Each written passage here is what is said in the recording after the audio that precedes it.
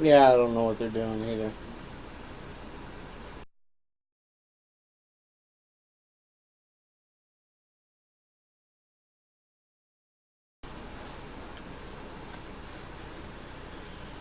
Welcome to another episode of the Guido Goes Off. Um, you'll have to forgive me if I get a little emotional here. Um, I'm dealing with things right now, um, personal things. Um, if you know me, you know what they are. If you don't, nothing personal, but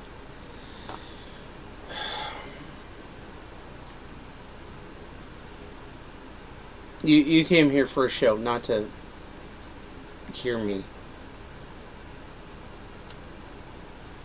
I mean, hear me, but you. Never mind. WWE is hired two more of the former Tough Enough contestants, um, Mata and Daria. Um, if I'm not mistaken, that brings a grand total of seven, including the two winners of the contest, Sarah Lee and Josh.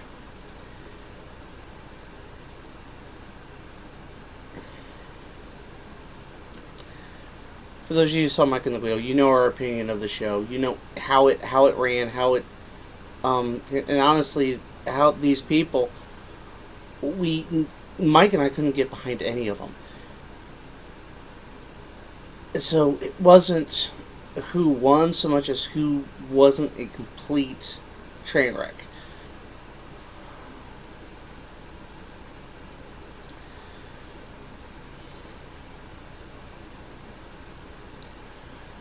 But in the last 2 weeks, but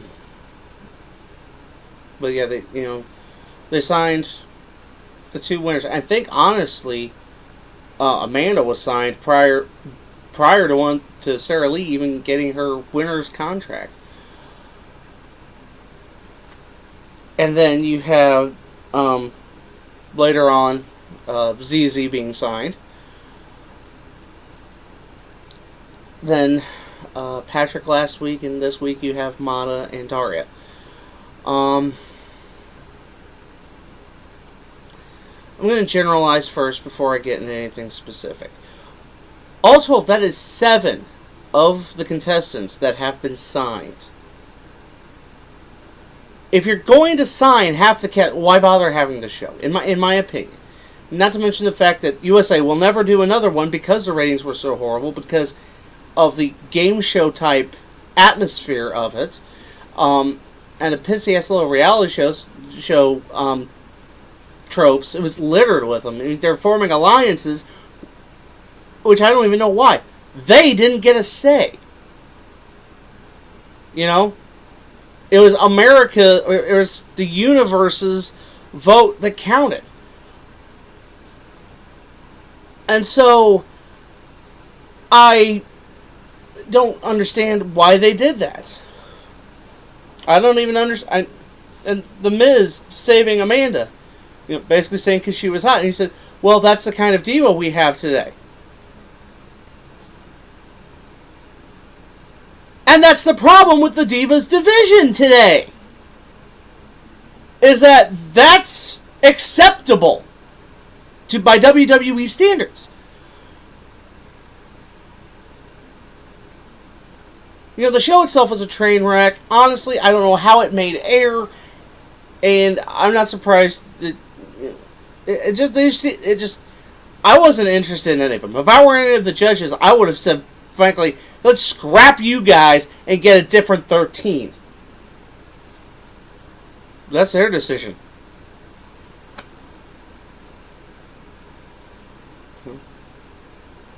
Screw my thinking. Okay, so the breakdown of the seven that have been signed, which is over half the cast. They had 13, they signed 7 now. And I'm almost willing to bet they will sign more. So, okay, Sarah Lee and Josh. Josh, he did great. In his match, in his intro, everything was on point. Everything was great. He deserved to win. I mean, ZZ was the fan favorite juggernaut. And I can understand it, but I'll get to him later. Josh winning, I completely understand. Sarah Lee winning, Amanda wasn't my cup of tea anyway. I didn't like her for the exact reasons why The Miz saved her ass. And no, it's not because she's hot. And don't get me wrong, it's not that I don't, I don't like her as a person. But her being in WWE, just to me, what's wrong is everything that's wrong with the Divas division. You have a failed model or failed whatever the hell she was. I didn't even invest in her. I didn't think she'd be there that long. As playing at wrestler.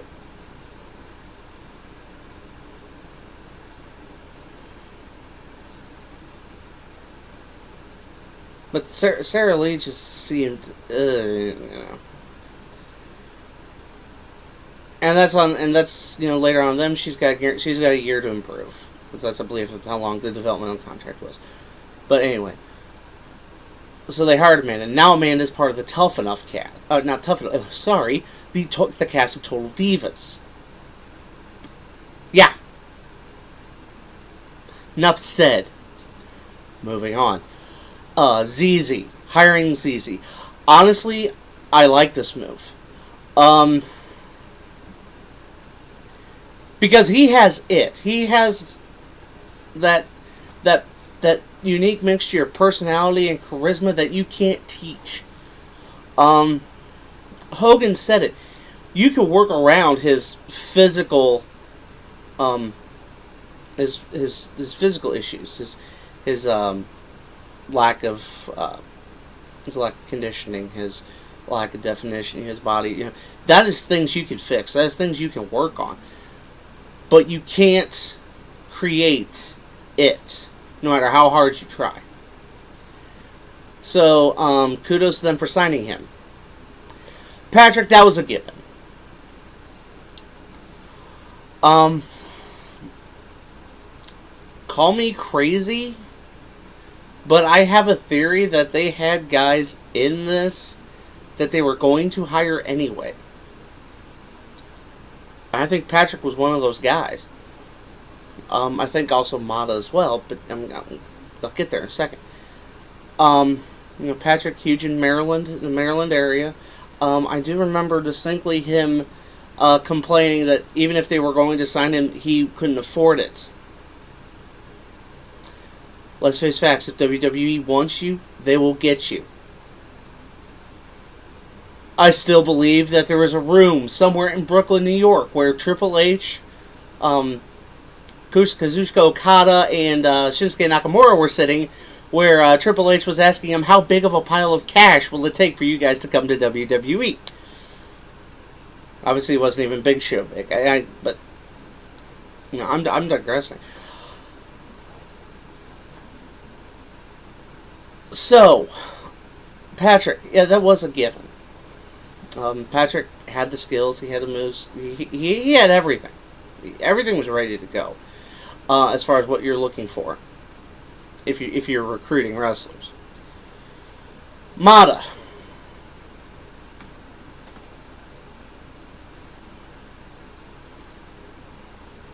I agree with Mata. Simply because that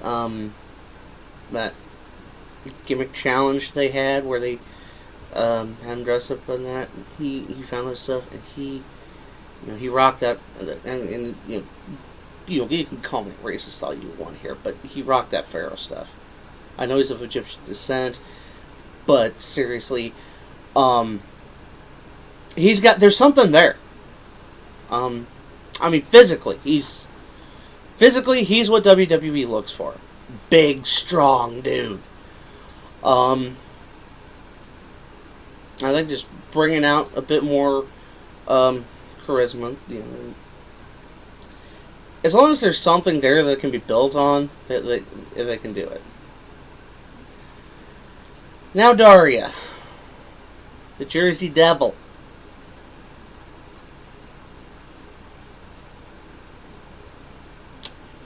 That would be nice. I didn't like her. I didn't like her at all. She had little to no personality in my book. It's like she was trying to get a catchphrase going by saying Jersey Devil all the time. And yet, there was nothing. You could tell when this is a plan B for people. And I think a lot of these people, like Amanda and probably Mata and definitely Daria, this was plan B. But if you're not going to give it plan A effort, then don't bother.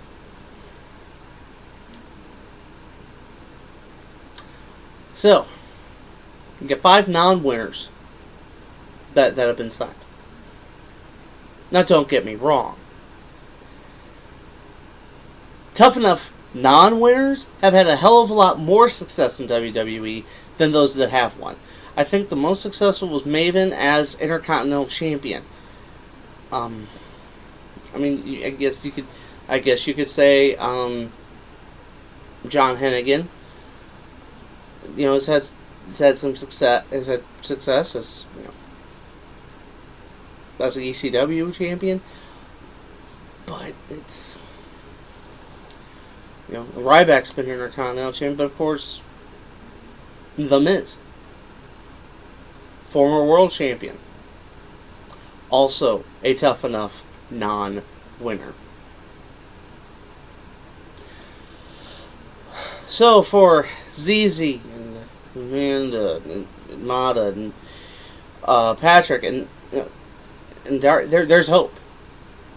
Just because you didn't win Tough Enough, you still got signed by WWE. So, like I said, non-winners of Tough Enough. If you've been in Tough Enough, you have more. If you were in Tough Enough and haven't won, you've had statistically a better chance of success than those that have won.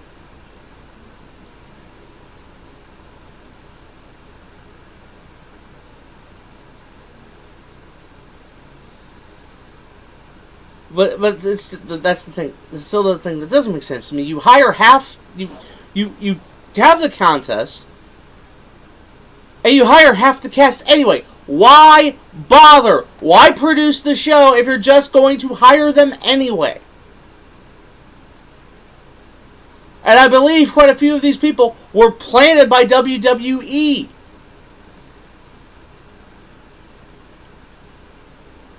The reality of the reality show.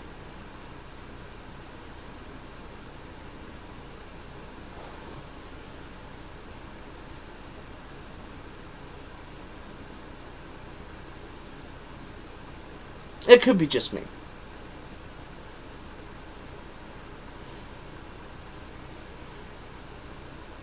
I mean, do I hope the best for these people? Of course, Whether it's their primary goal or a way to feed their family or a way to, better themselves, I'm all for it. I'm all for bettering yourself. I'm all for making a living. I'm all for following your dream. Following a dream is what I'm doing right now. Sitting in my basement talking to you folks. And some of you are nice enough to watch, and I appreciate that.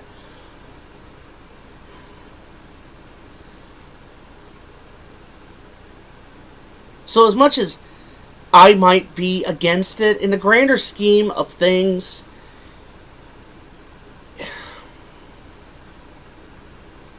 that's the problem, the grander scheme of things.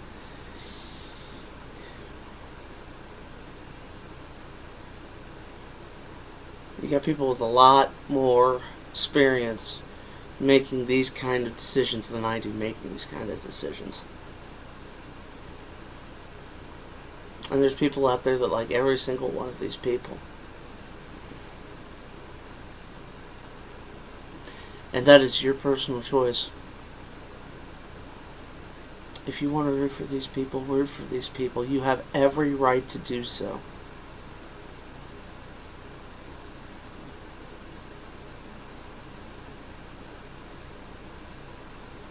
And just because I don't like it doesn't mean I could be wrong.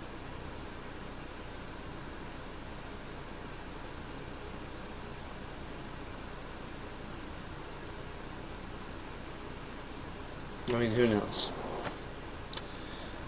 It's another situation of time will tell. I am the Guido. You have been warned.